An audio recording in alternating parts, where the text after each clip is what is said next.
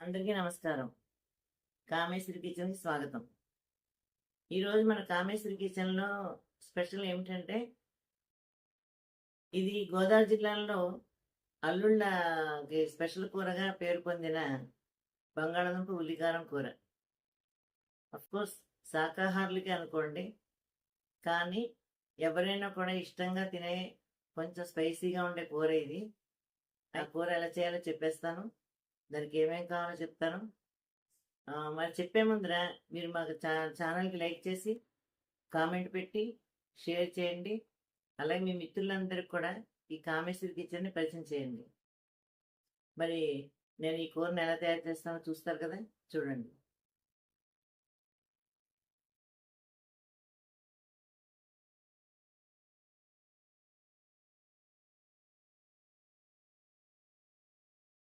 బంగాళాదుంపలు ఇలాగా పెద్దవైతే 4 ముక్కలు, చిన్నవైతే 2 ముక్కలుగా తరుక్కుని చక్కగా నీళ్ళలో ఇలా మెత్తగా ఉడికించుకోవాలి.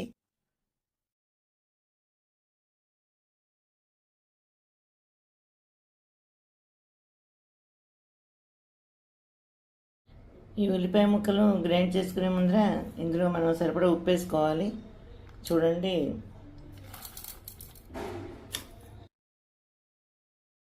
1.5 స్పూన్ సరిపోతుంది దీనికి.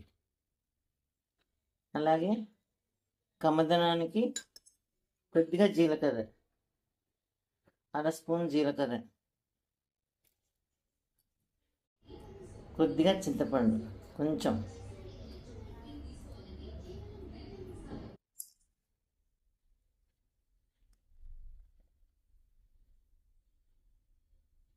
కొద్దిగా తర్వాత ఎలాగో ఎర్రకారం ఎలాగో వేస్తాం కొంచెం కూర పైన. ఇవి గ్రైండ్ చేయడానికి మటుకు ఈ 6 మిరపకాయలు చాలు. గ్రైండ్ అయింది. కానీ బంగాళాదుంప ఉల్లికారం కూర అంటే చక్కగా ఎర్రగా మనకి కళ్ళకి ఆకట్టుకునేలా ఉండాలి. అందుకని మనం 3 మ్యాంగో కారం అయితే ఎక్కువ కారం ఉండదని చెప్పాను కదా! అందుకని ఇది 1.5 స్పూన్ వేస్తాను. ఎందుకంటే 6 మిరపకాయల కారం సరిపోదు ఈ కూరకి. అందుకే కారం మిరపకాయలు తగ్గించుకుని కొంచెం కారప్పొడి వేసుకుంటే చక్కగా టేస్ట్ బాగుంటుంది, రూపం కూడా బాగుంటుంది. చూసారు కదా చక్కగా ఎర్రగా రూపం ఎంత బాగుందో. ఎందుకంటే ఎండుమిరపకాయలతో మనకి కరెక్ట్గా రంగు రాదు. అలా అని చెప్పేసి అని ఎక్కువ కారం వేసుకుంటే ఎండుమిరపకాయలు ఎక్కువ వేసేస్తే కారం ఎక్కువైపోతుంది. అప్పుడు ఈ కారం ఎక్కువ అవుతుంది వేస్తే మనం. అందుకని అవి కాస్త తగ్గించుకుని ఎర్రకారం 2 స్పూన్లు వేస్తే మనకి కూర రూపం చాలా అద్భుతంగా ఉంటుంది.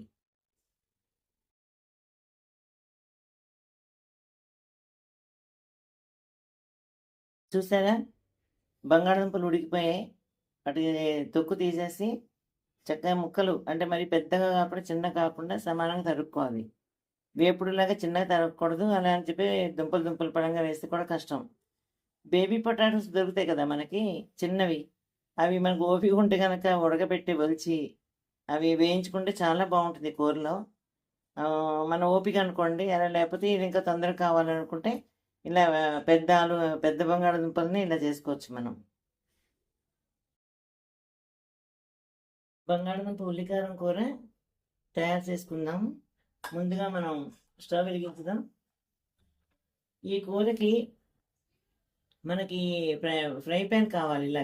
ఇలా ఉంటే అడుగంటకుండా చక్కగా వస్తుంది క్రిస్పీగా. ఎందుకంటే బంగాళదుంపలు మెత్తగా ఉండకూడదు, క్రిస్పీగా ఉండాలి. అలా ఉండాలంటే కనుక కొంచెం నాన్ స్టిక్ అయితే చక్కగా వస్తుంది కూర. ఇలాంటి దలసరిపాటి ఇత్తడి గిన్నెలో కూడా చేసుకోవచ్చు. మన అమ్మలు అమ్మమ్మలు అలా ఇత్తడి గిన్నెలోనే వండేవారు. అందుకని ఎక్కడ మాడకుండా అడుగంటకుండా వచ్చేది. ఇప్పుడు మనకి ఉన్న సామాన్లలో అది పనికి రావటం లేదు అట్లా చేయడానికి. అందువల్ల కంపల్సరీ మనం నాన్ స్టిక్ వాడాల్సి వస్తుంది. అందుకని ఇటువంటివి అయితే కనుక ఈ కూరలు చక్కగా వస్తాయి. వేడెక్కింది.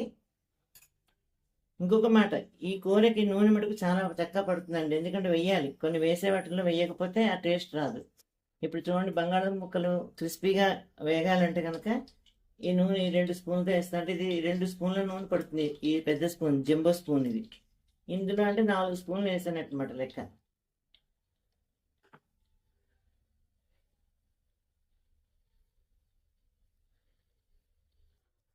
నూనె కూడా వేడెక్కింది. ఇప్పుడు మనం తయారు చేసి పెట్టుకున్న బంగాళదుంప ముక్కలు ఇందులో వేసేద్దాం.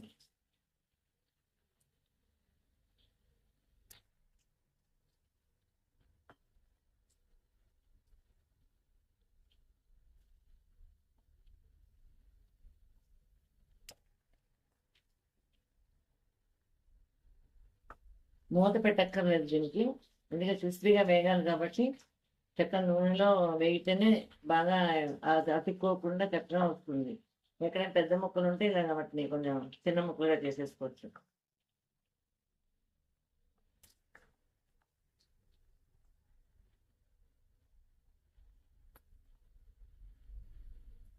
ఇవి వేగే లోపుగా మన ఈ ఉల్లికారాన్ని కూడా మనం నూనెలో వేయించుకోవాలి, పచ్చివాసన లేకుండా ఉల్లిపాయ.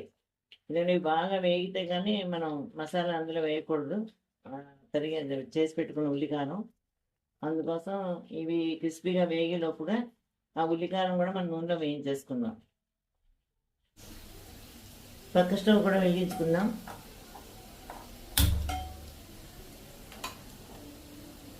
ఇలాంటి దలసరిపాటి కడాయి పెట్టుకోవాలి.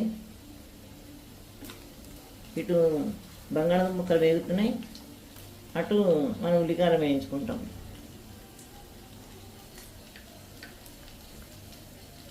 కడాయి వేడెక్కింది కాబట్టి ఇందులో ఒక 2 స్పూన్లు నూనె వేస్తున్నాను. చెప్పాం కదా, జంబో స్పూన్ అంటే ఖచ్చితంగా 4 స్పూన్లు వేసినట్టు లెక్క. మనం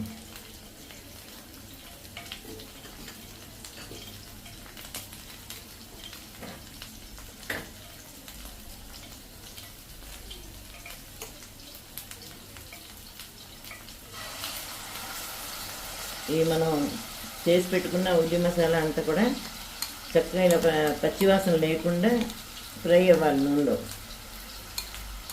ముందుగానే మనం బంగాళదుంప ముక్కల్లో కనుక ఉల్లిపాయ మసాలా వేసేస్తే మసాలా మాడిపోతుంది, బంగాళదుంప ఏమో వేగదు, క్రిస్పీగా వేగదు. చాలామంది తెలియక ఇలా రుబ్బగా అందులో వేసేస్తారు, ఎలా బంగాళదుంపలు ఉడికిపోయి కదా అని. దానివల్ల ఏమవుతుందంటే క్రిస్పీనెస్ రాదు కూరకి. కొంచెం కలుపుకుందాం.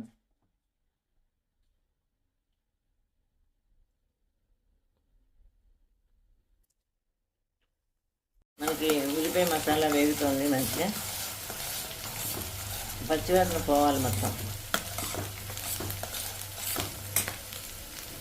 ఇదిగో బంగాళదుంప ముక్కలు కూడా వేగుతున్నాయి ఇక్కడ. ఈ స్టవ్ హై మీద ఉంచాలి వేగాలంటే, సిమ్ మీద పెడితే అవ్వదు. హై మీద చక్కటి సరిపడా నూనె వేస్తే ఆ నూనెతోటి కరకరాలాడేలాగా వేగుతాయి. వేపుడుకు కూడా మనం ఇలాగే వేయించుకోవాలి. ఇంకా ఈ కూరకు కూడా చెప్పాను కదా, ఉల్లిపాయ పచ్చివాసన వేయకుండా ఉండాలంటే, అది మాడిపోకుండా ఉండాలంటే ముందుగా బంగాళదుంప ముక్కలన్నీ ఇలా క్రిస్పీగా వేగాకనే మనం అది వేసుకోవాలి. ఈ లోపుగా అది కూడా చక్కగా వేగిపోతుంది కాబట్టి కూరకి ఇంకా ఎక్కువసేపు పట్టదు మనకి.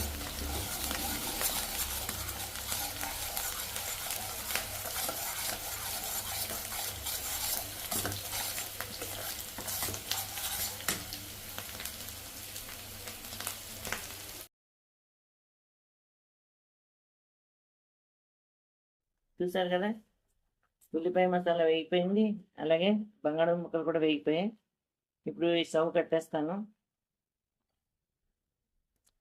ఇది వేగిపోయి కాబట్టి మనం ఈ మసాలా ఇందులో వేసేసుకుందాం.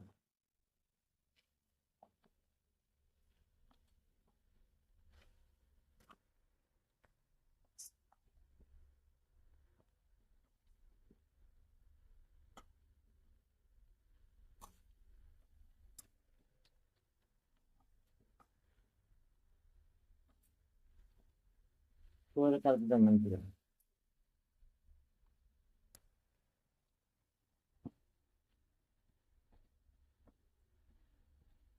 ఇప్పుడు ఈ నూనె, మసాలా, బంగాళదుంప ముక్కలు బాగా కలిసేలాగా మన కూర కలుపుకోవాలి.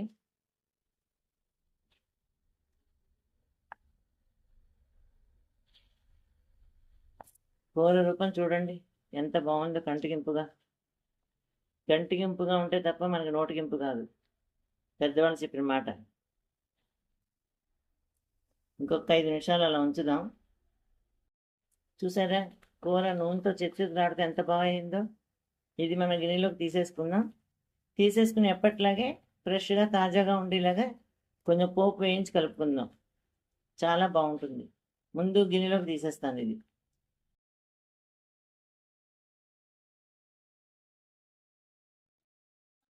కూర గిన్నెలోకి తీసేసుకున్నాం. ఇప్పుడు మనం వేయించి పెట్టుకున్న పోపు వేసేస్తాం. చూస్తారు కదా, ఈ పోపులో శనగపప్పు, మినపప్పు, కొద్దిగా ఆవాలు, కొంచెం జీలకర్ర, ఎండుమిరపకాయ ముక్కలు, కరివేపాకు వేసాను. ఈ పోపుని మనం కలుపుకుంటే తినే ముందర చాలా ఫ్రెష్గా ఉంటుంది కూర, తాజాగా. చూసారు కదా ఈ కూర ఎలా చేసామో. ఈ బంగాళదుంప పులికారం కూర మీకు నచ్చినట్లయితే కనుక లైక్ చేయండి, షేర్ చేయండి, కామెంట్ చేయండి. అలాగే మీ మిత్రులందరూ కూడా మా ఛానల్ పరిచయం చేయండి. ఈ బంగాళదుంప ఉల్లికారం కూర అల్లుడ కూర మాత్రమే కాదు, ఆదివారం నాడు సెలవు రోజుల్లో చేసుకునే స్పెషల్ కూర. శ్రద్ధగా ఓపికగా చేయాలి కాబట్టి బాగా టైం ఉండాలి, ఎక్కువ టైం పడుతుంది కాబట్టి. అయితే ఈ కూర కాంబినేషను చక్కగా మంచి గుమగుమలాడే సాంబార్ ఉండాలి, కొబ్బరికాయ మామిడికాయ పచ్చడి అలాంటివి ఉండాలి. అప్పుడు ఇంకా ఈ మెనూ అదిరిపోతుంది. అంటే మన ఇంటికి ఎవరు వచ్చినా కూడా గెస్టులకి మనం కొంచెం స్పెషల్గా తయారు చేయాలనుకున్నప్పుడు ఇటువంటి మెనూ చాలా బాగుంటుంది. మరి మీరు కూడా ప్రయత్నించేయండి. మరి ఇంకొకసారి సరికొత్త వంటకంతో మళ్ళీ మీ ముందుకు వస్తాను. అంతవరకు సెలవు.